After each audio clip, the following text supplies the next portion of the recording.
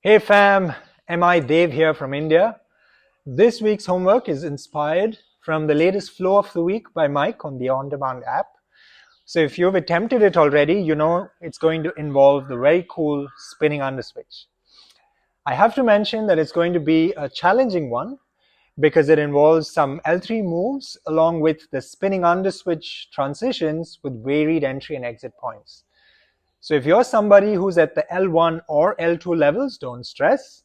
You can give your best attempt at the flow, or you could even modify it and attempt the easier parts.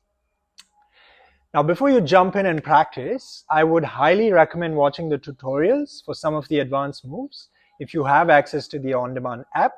If not, just give it a shot, and I'll cover some of the finer points in the recap video next week.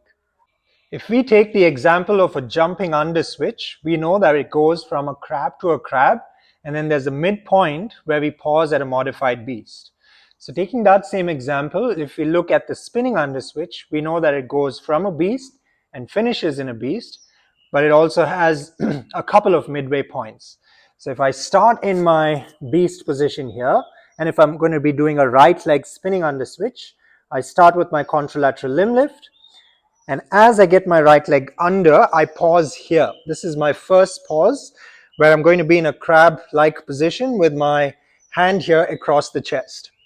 Now my second midway point is going to be another crab base, but I'm going to transition briefly through an ape. So I'm going to swing my arms around like using my rotary arms. And I'm going to finish back here in another crab base with my other hand down behind the same side leg.